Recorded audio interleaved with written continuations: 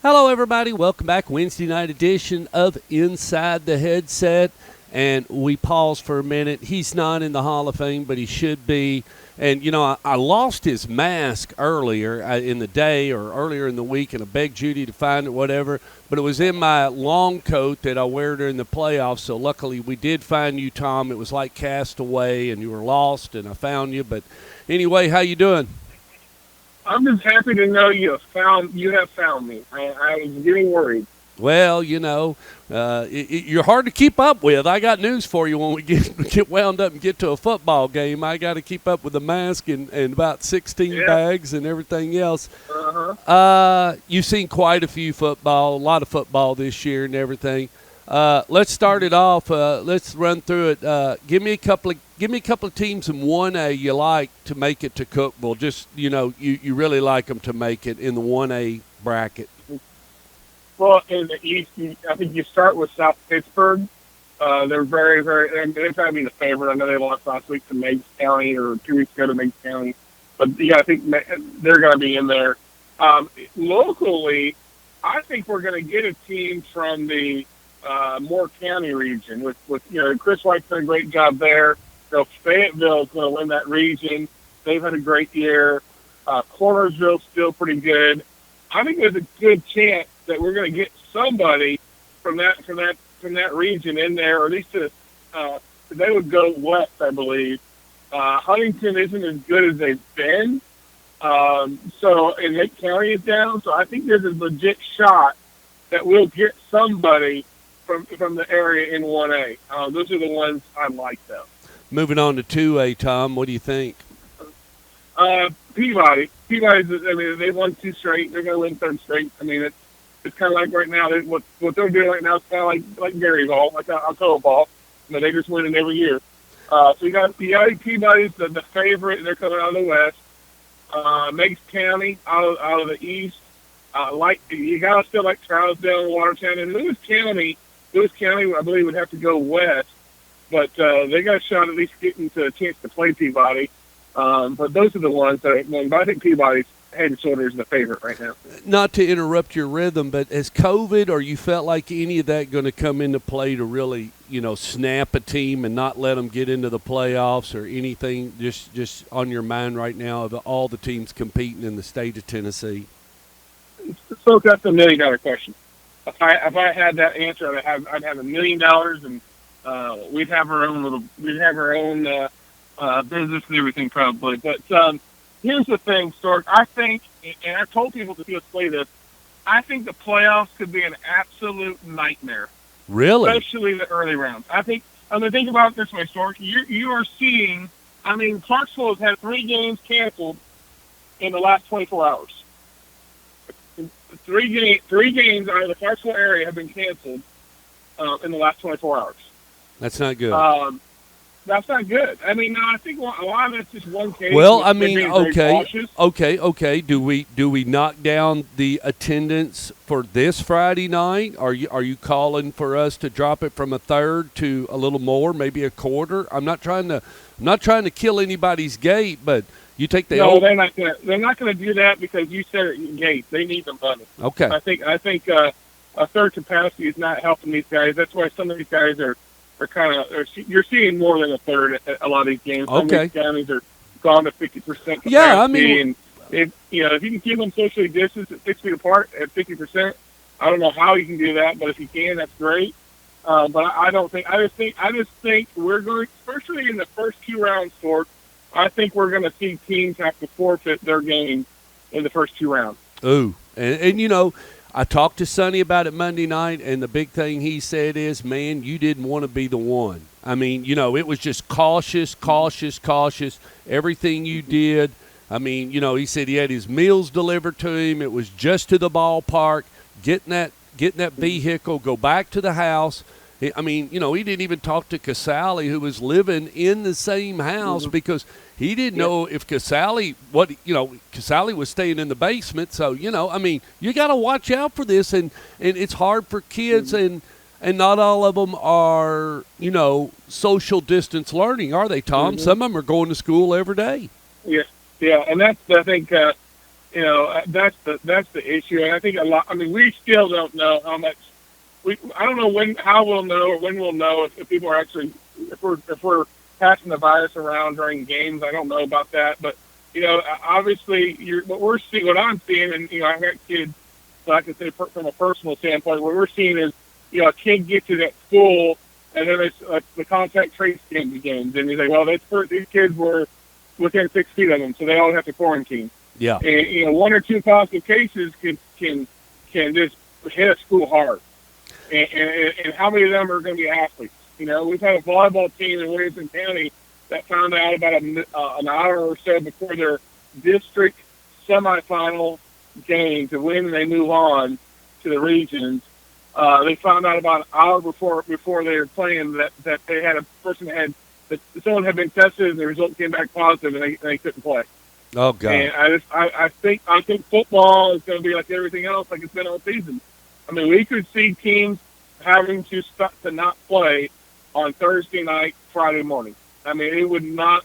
I mean, we've seen it all regular season. Why would we not expect to see it in the playoffs? So does that test, Kreager? Are they testing them on Friday? Is it TSSAA? When does the test occur? If you are, and that's a lot of it's just when those tests are coming back, Sport. I mean, they might be tests on a Wednesday, but the results don't come back till Friday. I got you. Or they come back Thursday, and they come back late Thursday, and then by the time they try to contact trace, maybe that's when they find out how bad it really is.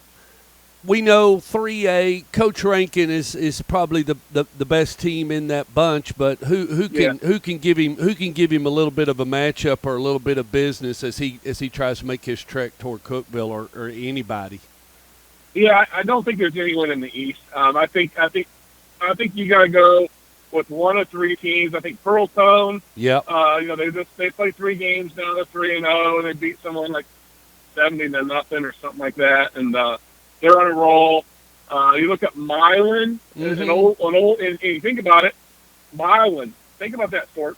Milan. His son's name's John Tucker. John Tucker is named. That was the Milan coach, right? Yep.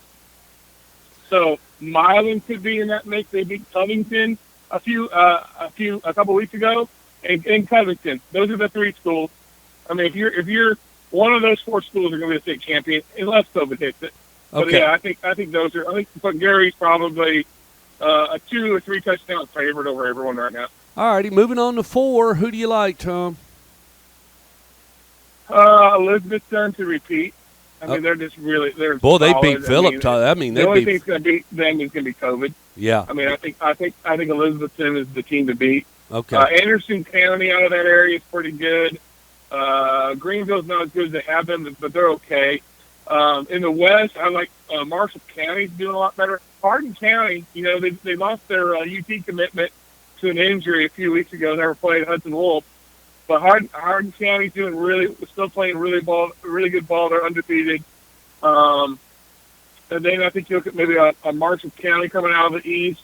We might get to the 70s. Springfield, don't forget about Springfield. They've been there last 3 out of the last 4 years. That's where Jesse played. Did you know that? He played Springfield. Yep. 5A, Tom, talk to me.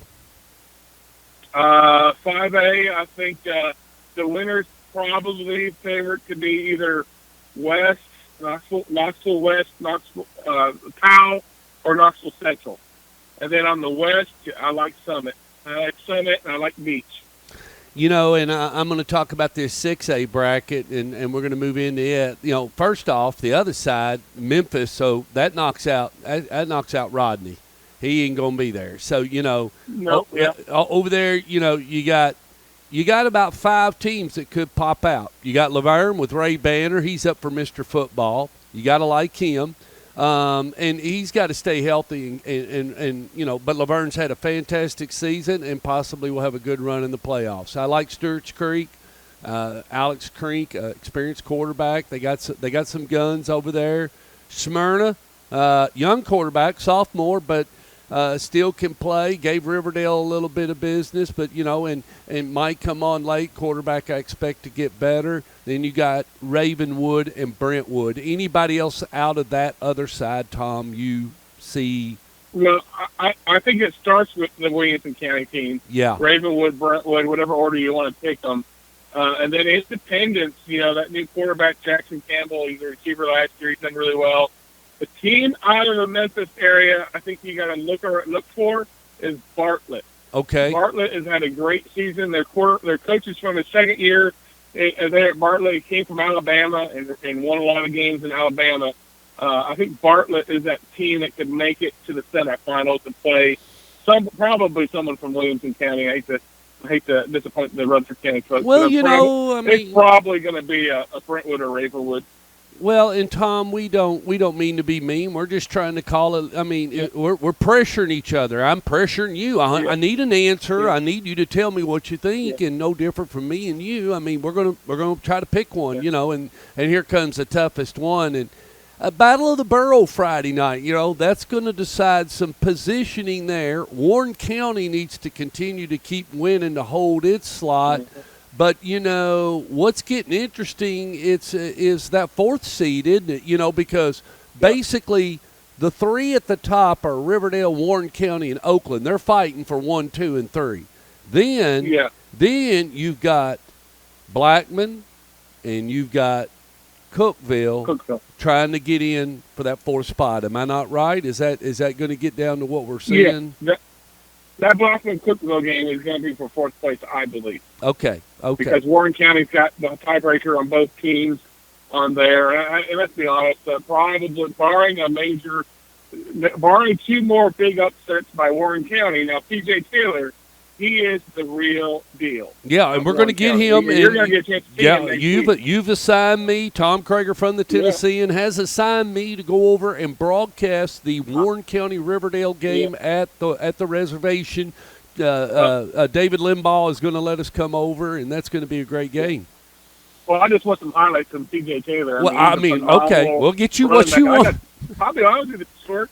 P.J. Taylor right now has to be considered one, for Mr. Football, but two, he has to be considered right now. He's one of the people on my short list for potential player of the year if he continues to do what he has to do. Now, Riverdale and Oakland are going to be huge tests because they got they're two defenses that they haven't seen all year. Yeah, he's got the back. His back half. If he gets shut down completely in 2 games, a lot of that changes. But man, the kid has had a great. I mean, he's had a season to remember. Well, Coach, but I think Blackman Cookeville is for fourth. I think Oakland Riverdale, that's probably for first. To be honest with you.